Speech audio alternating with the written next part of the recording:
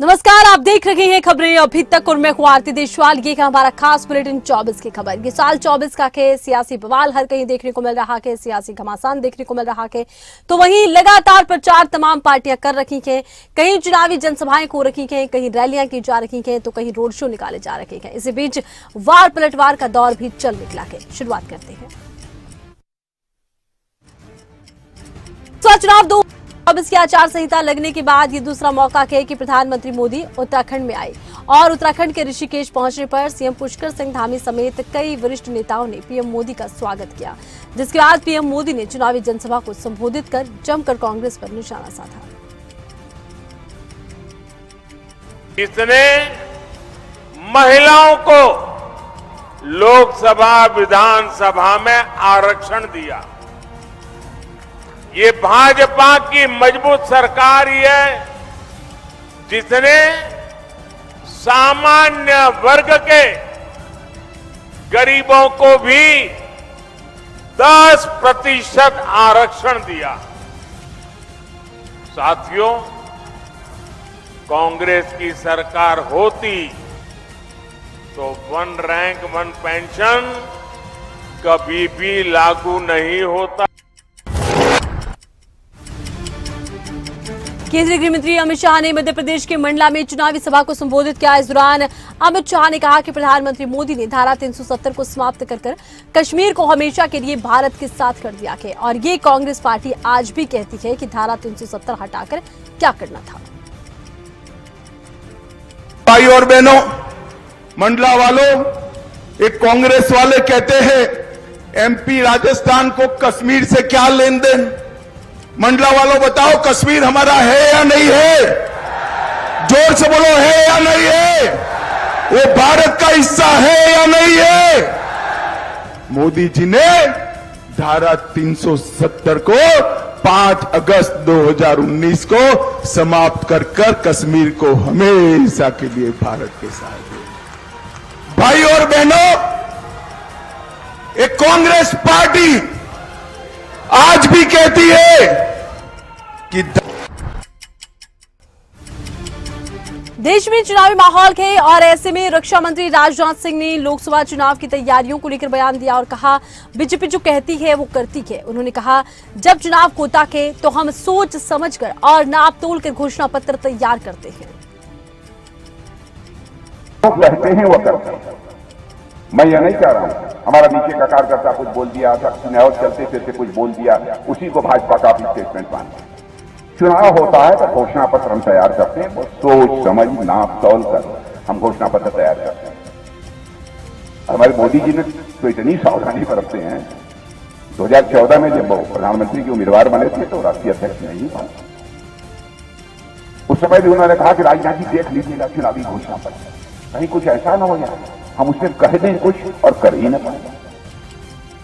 और 2019 में कहा कि घोषणा कमेटी के चेयरमैन कोई बनेगा, राजनाथ सिंह बने, हम ही बनाएंगे।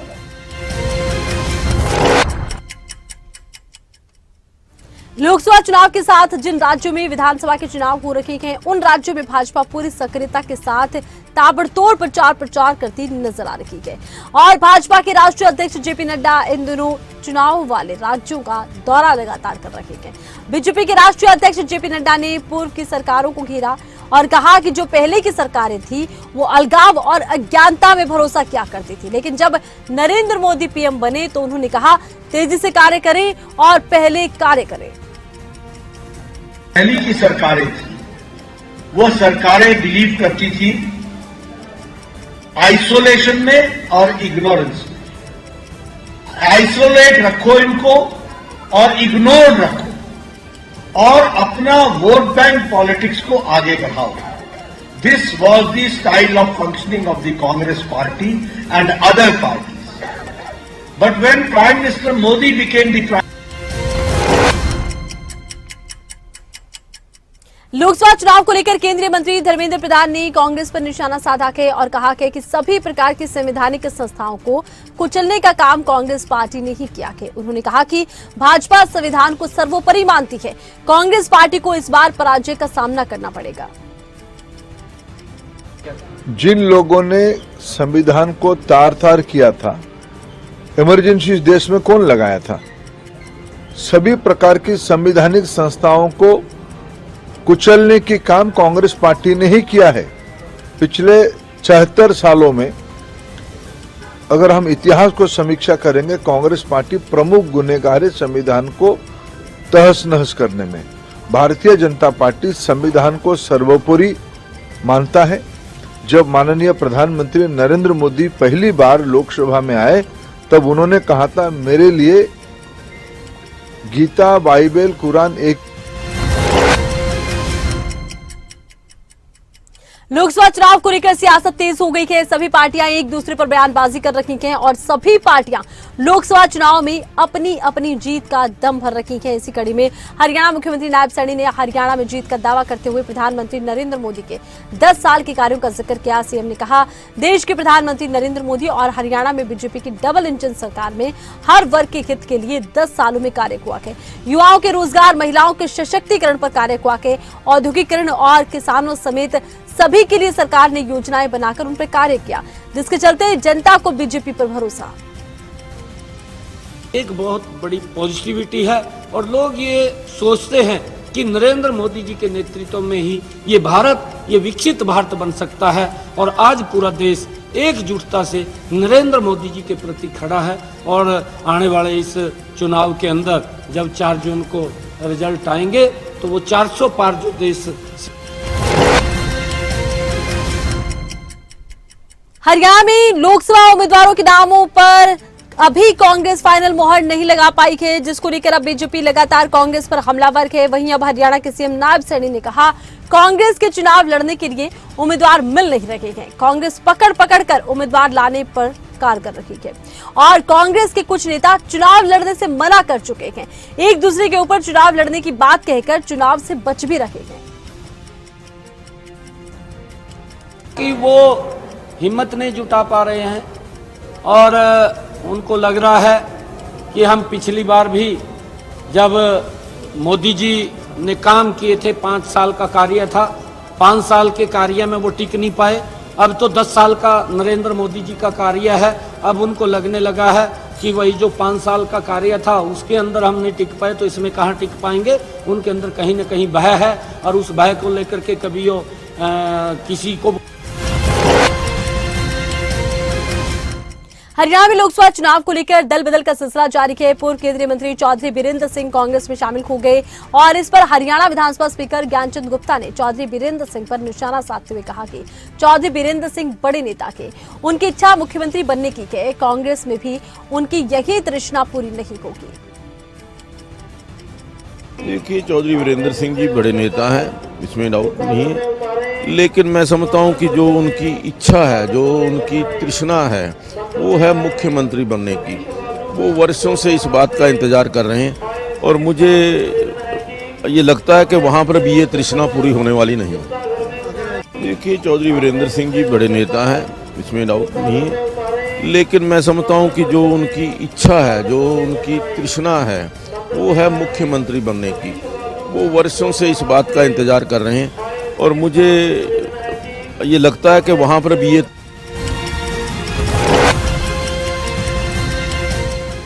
लोकसभा चुनाव की तारीखों का शंखनाद हो चुका है। जैसे जैसे चुनाव की तारीखें नजदीक आती जा रही हैं, वैसे वैसे चुनावी सरगर्मियां बढ़ती जा रही हैं। नेताओं और उम्मीदवारों में चुनाव प्रचार जोर पकड़ रहा है। इसी कड़ी में उद्योग मंत्री मूलचंद शर्मा ने लोकसभा चुनाव में जीत का दावा करते हुए कहा, हमारे 10 के 10 उम्मीदवार ग्राउंड में हैं और लोगों के बीच पहुंच रहे हैं। जनता मोदी की गारंटी पर मुहर लगाएगी और हरियाणा की सभी 10 की 10 सीटों पर बीजेपी की जीत होगी।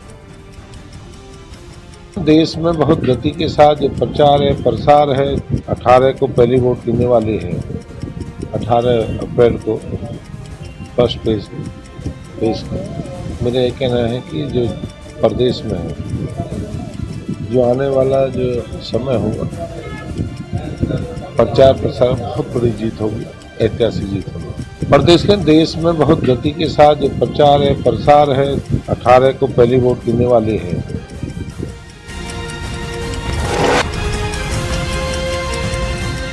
सोनीपत से बीजेपी के लोकसभा प्रत्याशी लगातार अपने चुनाव प्रचार में जुटे हुए हैं, जिसके चलते बीजेपी प्रत्याशी मोहनलाल बड़ौली ने जींद के विभिन्न गांवों का दौरा किया, अपने पक्ष में वोट डालने की अपील की। इस दौरान मोहनलाल बड़ौली ने कहा, इस बार 400 बार और तीसरी बार मोदी सरकार के नारे के साथ आगे बढ़ रहे हैं।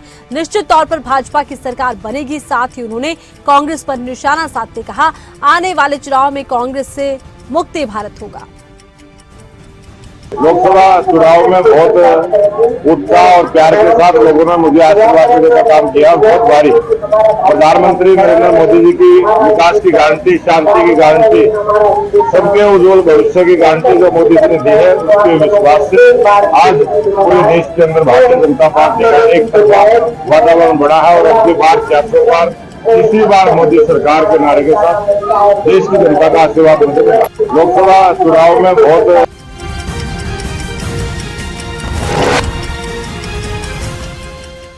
हरियाणा में छठे चरण में चुनाव होने वाले हैं। इस बीच गर्मी बढ़ रही है और साथ ही साथ चुनावी तपिश भी लगातार बढ़ रही है। राजनेता अपने बयानों से विरोधी दलों पर जमकर प्रहार कर रहे हैं। हरियाणा में बीजेपी उम्मीदवार बदले जाने की चर्चाओं पर सिरसा से बीजेपी प्रत्याशी अशोक तंवर ने कांग्रेस पर निशाना साधते कहा, बीजेपी पार्टी मैदान में है, हीरा चुनकर भेजती है, उन्हें उम्मीदवार बदलने की जरूरत नहीं होती। साथ ही उन्होंने कहा, कांग्रेस को अभी तक उम्मीदवार मिल नहीं रहे हैं। भाई ये बीजेपी है, उम्मीदवार तसल्ली से बिल्कुल जो है हीरा चुन करके देती है और उसके बाद आपने सबने सुन भी लिया। मुख्यमंत्री जी ने कहा, पूर्व मुख्यमंत्री जी ने कहा और कि भैया सारे लोग चुनाव प्रचार में, दूसरों के पास तो कैंडिडेट ही नहीं है। अभी तक हम 5-7 लाख लोगों से तो मैं जनसंपर्क कर चुका हूँ। फिर कह देंगे मशीन में गड़बड़ है, ईवीएम की कह रहा हूँ मैं। अरे तुम्हारी मशीन में गड़बड़ है, तुम्हारे पास कैंडिडेट ही नहीं है, मैदान छोड़। लोकसभा चुनाव को लेकर पलवल में आगामी 17 अप्रैल को विजय संकल्प रैली का आयोजन किया जाएगा, जिसमें प्रदेश के मुख्यमंत्री नायब सैनी, फरीदाबाद लोकसभा प्रत्याशी कृष्णपाल गुर्जर शिरकत करेंगे। रैली की तैयारियों को लेकर विधायक दीपक मंगला ने कार्यकर्ताओं की बैठक ली और बैठक के बाद विधायक दीपक मंगला ने कहा, विजय संकल्प रैली को लेकर कार्यकर्ताओं में जोश है, उत्साह भरा है और रैली को लेकर कार्यकर्ताओं को जिम्मेदारी दी गई है। साथ ही उन्होंने कहा, भाजपा सरकार ने सभी वर्गों के हित में कार्य किया है। भाजपा की नीतियों के चलते लोकसभा चुनावों में भाजपा को भारी जीत मिलेगी। कार्यकर्ताओं की पलवल विधानसभा के कार्यकर्ताओं की मीटिंग हुई है। 17 तारीख को हमारे प्रदेश के मुख्यमंत्री, प्रदेश के अध्यक्ष आदरणीय नायब सैनी जी यहाँ एक रैली को संबोधित करने के लिए आ रहे हैं, तो उनका स्वागत, उनका अभिनंदन करने के लिए कार्यकर्ताओं ने तैयारी के लिए उनके साथ।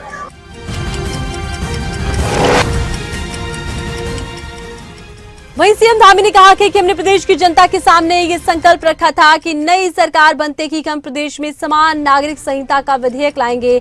वहीं संकल्प में पूरा भी किया है। ऐसे काम हुए जिसकी शायद किसी ने कल्पना भी नहीं की होगी। हमारी राज्य सरकार भी आदरणीय प्रधानमंत्री जी के मार्गदर्शन में उत्तराखंड को देश का श्रेष्ठ राज्य बनाने के लिए काम कर रही है। आज जहां केंद्र सरकार की सहयोग से आदरणीय प्रधानमंत्री जी के मार्गदर्शन में इसी योग नगरी और हरिद्वार को मिलाकर हम आने वाले समय में जो हमने यहाँ ऋषिकेश और हरिद्वार को मिलाकर गंगा कॉरिडोर बनाने का संकल्प लिया है, वहीं दूसरी ओर आदरणीय प्रधानमंत्री जी के नेतृत्व में पहाड़ पर रेल पहुंचने का सपना इसी ऋषिकेश से कर्णप्रयाग तक के लिए बहुत तेजी से काम हो रहा है। हम सब आदरणीय प्रधानमंत्री जी का मैं आप सबकी तरफ से धन्यवाद करना चाहता हूं कि जब बड़े बड़े G20 जैसे कार्यक्रम। सीएम सुखविंदर सिंह सुक्खू के बीजेपी नेताओं के मैथमेटिक्स कमजोर वाले बयान पर नेता प्रतिपक्ष जयराम ठाकुर ने कहा कि मैथमेटिक्स मेरा पहले से ही कमजोर रहा है और मैंने कहीं परीक्षा देने नहीं जा रहा हूं।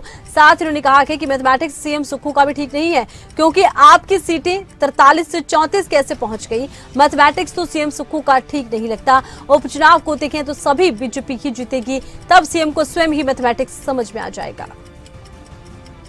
देखिए, मैथमेटिक्स मेरा कमज़ोर है, मैं उसको बोलता भी नहीं हूँ। मैं मैथमेटिक्स में कोई अब ऐसा है कि परीक्षा देने के लिए भी नहीं जाने वाला हूँ कहीं। मैं तो यही कहूँगा कि अगर मैथमेटिक्स मेरा कमज़ोर है तो आपका भी मजबूत नहीं है। आप 43 गिन रहे थे राज्यसभा के चुनाव के लिए, कि 43 में से 2 कम हो जाएंगे तब भी 41 रहेंगे। 40 से नीचे तो सवाल ही पैदा नहीं।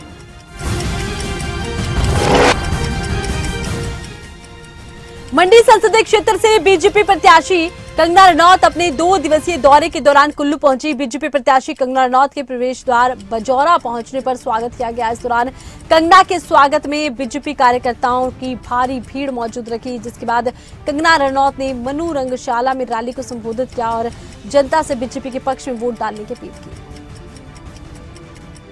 जो नए लोग हैं और स्पेशली जो आउटसाइडर्स हैं उनको मौका मिलना चाहिए। फिल्म इंडस्ट्री में भी मेरा सेम वंशवाद के साथ संघर्ष रहा है, फिल्म इंडस्ट्री में भी, और अब भी मुझे अगर वंशवाद से लड़ना होगा। वैसे तो कोई पता नहीं है, वो कैंडिडेट अपना डिसाइड नहीं कर पा रहे हैं, काफ़ी विचलित भी हैं और काफ़ी डरे हुए भी हैं। लेकिन अगर वो डरे हुए नहीं होते तो अब शब्द अनाप शनाप टिप्पणी वो महिलाओं पर नहीं करते, लेकिन डरे भी हुए हैं और विचलित भी हैं। तो अभी कोई नाम तो नहीं आया है, लेकिन स्वाभाविक है, हमेशा मुझे वंशवाद से जूझना पड़ा है। लोकसभा चुनाव को लेकर समाजवादी पार्टी भी मैदान में उतर आई है और जमकर बीजेपी पर हमलावर है। इसी कड़ी में समाजवादी पार्टी प्रमुख अखिलेश यादव ने बीजेपी को घेरा और कहा, भाजपा झूठ का सहारा लेकर काम कर रही है। उन्होंने जनता से झूठे वादे किए, जिससे ज्यादा खतरनाक काम लोकतंत्र में क्या हो सकता है। 10 साल में सबसे ज्यादा बेरोजगारी बढ़ी है। भारतीय जनता पार्टी झूठ का सहारा लेकर के काम कर रही है। इनकी हर बात झूठी है, झूठे वादे जनता से किए हैं। इससे ज़्यादा खतरनाक काम लोकतंत्र में और क्या हो सकता है। जिन्होंने कहा किसान की आय दोगुनी होगी, हजारों किसान आत्महत्या कर लिया एमएसपी के लिए। समाजवादी पार्टी जो अपना विजन डॉक्यूमेंट लेकर के आई, उसमें किसानों के लिए एमएसपी लागू हो। स्वामीनाथन कमीशन ने जो सुझाव दिए थे, उसके तहत किसानों को एमएसपी मिलना चाहिए।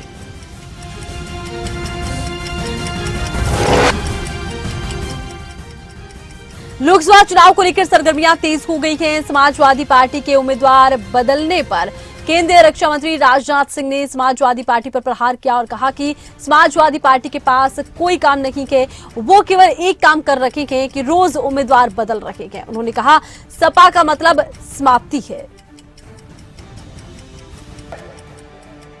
जाना है, लेकिन आप समझिए कि इस समय समाजवादी पार्टी के पास कोई काम नहीं है। समाजवादी पार्टी केवल एक काम कर रही है, सोमवार से लेकर रविवार तक रोज कैंडिडेट बदल रही है।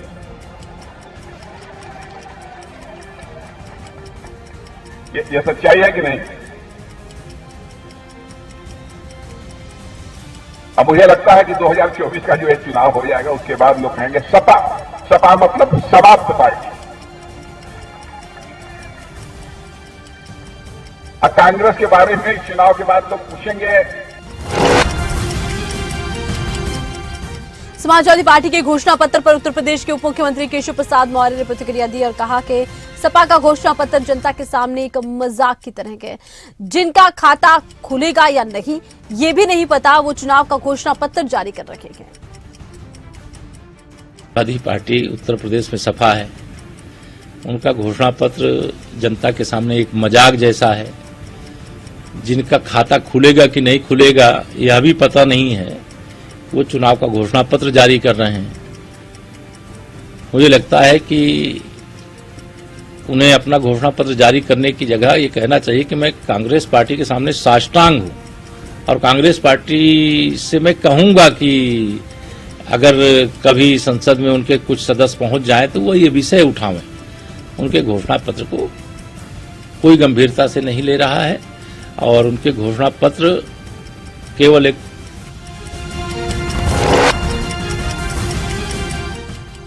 उत्तर प्रदेश सरकार में मंत्री जयवीर सिंह ने लोकसभा चुनाव को लेकर बयान दिया और कहा कि विकासशील भारत से विकसित भारत बनने की ओर भारत अग्रसर है। देश की जनता भाजपा पर भरोसा करते हुए 80 की 80 सीटें जिताने का मन बना चुकी है। मैनपुरी में इस बार कमल खिलेगा। जिन्होंने जयवीर सिंह के ऊपर विश्वास प्रकट करते हुए मैनपुरी ऐसे जो किले को, जो समाजवादी पार्टी अपना गढ़ कहती है, उसको ध्वस्त करने का जिम्मा लिया है, निश्चित रूप से अब वो किला ढहेगा। इससे पहले भी मैनपुरी सदर विधानसभा क्षेत्र भी इनका किला रहती थी, जिसको ढहाने का काम 2022 में जयवीर सिंह ने किया और उत्तर प्रदेश की विधानसभा में बैठे हैं। मैं समझता हूं कि जिस प्रकार से आदरणीय योगी जी और मोदी जी की जोड़ी देश और प्रदेश के लोक कल्याणकारी योजनाएं, जन कल्याणकारी योजनाएं, देश और प्रदेश का विकास और प्रदेश को एक नई ऊंचाइयों पर ले जाने का काम कर रही है। ग्लोबल लीडर बनने की ओर भारत अग्रसर है। विकासशील भारत से विकसित भारत बनने की ओर भारत, जिन्होंने मध्य प्रदेश के मुख्यमंत्री मोहन यादव ने लोकसभा चुनाव को लेकर बयान दिया है और कहा कि पूरा प्रदेश मोदी में हो चुका है। कांग्रेस इस बार मध्य प्रदेश की सभी सीटों पर हारेगी। उन्होंने कहा छिंदवाड़ा में रोज कमलनाथ के सहयोगी भाजपा में शामिल हो रखे गए और ये बताता है कि छिंदवाड़ा से कांग्रेस की विदाई तय हो गई है। चुनाव के पहले चरण का एक तरह से आखिरी दौर चल रहा है। हम भाग्यशाली हैं, देश के यशस्वी गृह मंत्री मध्य प्रदेश की धरती पर खास करके जबलपुर से मंडला की तरफ आज जाएंगे। यहाँ के अन्य कार्यक्रमों में भी शामिल होंगे। जिस प्रकार से उनका व्यक्तित्व है और यशस्वी प्रधानमंत्री का मोदीमय देश बना और मध्य प्रदेश में भी चारों तरफ उसी तरह का वातावरण है। मैं मध्य प्रदेश की धरती पर उनका स्वागत करता हूँ, अभिनंदन करता हूँ और निश्चित जो मैं लगातार घूम रहा हूँ, जो दिखाई दे रहा है, पूरा प्रदेश भी माननीय मोदीमय हो चुका है, भाजपा में हो चुका है। कांग्रेस अब की बार यहाँ से लोकसभा चुनाव को लेकर बयानबाजी जारी है। इसी बीच पश्चिम बंगाल की मुख्यमंत्री ममता बनर्जी ने बीजेपी पर हमला बोला और कहा कि यदि कोई ब्लास्ट होता है तो बीजेपी एनआईए को भेज देती है। सबको गिरफ्तार कर लो। सबको गिरफ्तार करते करते आपका देश ही सूना हो जाएगा। हम सुंदर आसमान चाहते हैं, जिसके लिए सभी का साथ रहना जरूरी है। एक चॉकलेट बम भी बंद करते हैं, एनआईए को भेज देता है। सबको अरेस्ट कर लो। सबको अरेस्ट करते करते तुम्हारा देश ही सुनना हो जाएगा। यही बात में रहता है। हम तो छोटा आसमान चाहते हैं, सुंदर आसमान, जिसके लिए सब लोगों ने एक साथ में रहेगा। हम एक सुंदर आसमान चाहते हैं। इसी के लिए मैं यही बोला। इकबाल ने कविता लिखा था जब उसको माताजी का देहांत हुआ था। उम्र भर तेरी मोहब्बत मेरी खिदमत कर रहे, जब मेरी खिदमत करने। वहीं पश्चिम बंगाल की मुख्यमंत्री ममता बनर्जी के बयान पर आरजेडी नेता मनोज कुमार झा ने बयान दिया और कहा कि कई राज्यों में ये डर है क्योंकि भाजपा के हाथों से चुनाव निकल रहा है। हर राजनीतिक पार्टी को अलग अलग राज्यों में तैयार रहना है, कुछ भी हो सौहार्द न बिगड़े। देखिए, कई राज्यों में ये डर है क्योंकि इनके हाथ से चुनाव का नैरेटिव निकल रहा। इनके फ्रिंज जो हैं, और उनको फ्रिंज भी क्या कहूं, वो तो मेन स्ट्रीम हो गया, तो वो कोशिश करेंगे ध्रुवीकरण की, फसाद की। तो जाहिर तौर पे हर पॉलिटिकल पार्टी को अलग अलग राज्यों में तैयार रहना है। कुछ भी हो, सौहार्द ना बिगड़े। सौहार्द अगर बिगड़ता है ना तो लोकतंत्र आहत होता है। फिर किस बात का चुनाव, कैसा चुनाव? देखिए, कई राज्यों में ये डर है क्योंकि इनके हाथ से चुनाव का नैरेटिव निकल रहा। बिहार के पूर्व उप मुख्यमंत्री तेजस्वी यादव ने बीजेपी को घेरा और कहा कि मुद्दे की बात होनी चाहिए। उन्होंने कहा कि बीजेपी के लोगों ने एक बार भी बोला हो कि हम बिहार को विशेष राज्य का दर्जा देंगे, बिहार का भविष्य कैसे बेहतर होगा, इस बारे में तो उन्होंने कुछ नहीं बोला। सियासत है भाई, खाने पीने पे अगर सियासत होने लगी तो आप समझ जाइए मुद्दे की बात होनी चाहिए ना। हम लोग तो मुद्दे की बात करना चाहते हैं, बेरोजगारी की बात कर रहे हैं, गरीबी हटाने की बात कर रहे हैं, महंगाई के बारे में बात कर रहे हैं। एक बार भी भाजपा के लोगों ने बोला कि हम बिहार को विशेष राज्य का दर्जा देंगे। एक बार भी भाजपा के लोगों ने बोला विशेष पैकेज देंगे। एक बार भी आकर के उन्होंने बताया कि बिहार का भला कैसे करेंगे। सियासत है भाई, खाने पीने पे अगर सियासत होने लगी।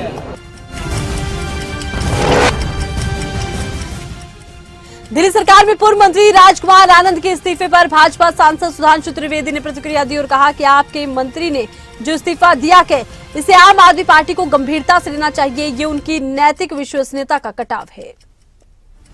आम आदमी पार्टी के मंत्री ने जो इस्तीफा दिया है, इसको गंभीरता से आम आदमी पार्टी को लेना चाहिए कि उनकी मॉरल क्रेडिबिलिटी का इरोजन यानी उनके नैतिकता का आधार किस सीमा तक ध्वस्त और जर्जर हो गया है, अन्ना हजारे की टिप्पणी से लेकर उनके अपने मंत्री के त्यागपत्र तक, उन्हें इस पर ध्यान देना चाहिए। परंतु अफसोस की बात यह है कि वो अनर्गल आरोप पर अधिक ध्यान दे रहे हैं। आम आदमी पार्टी के मंत्री ने जो इस्तीफा दिया है, इसको गंभीरता से आम आदमी पार्टी को लेना चाहिए कि उनकी मॉरल क्रेडिबिलिटी का इरोजन, यानी उनके नैतिकता का आधार किस सीमा तक ध्वस्त और जर्जर हो गया है, अन्ना हजारे की टिप्पणी से लेकर उनके अपने मंत्री के त्यागपत्र तक, उन्हें इस पर ध्यान देना चाहिए।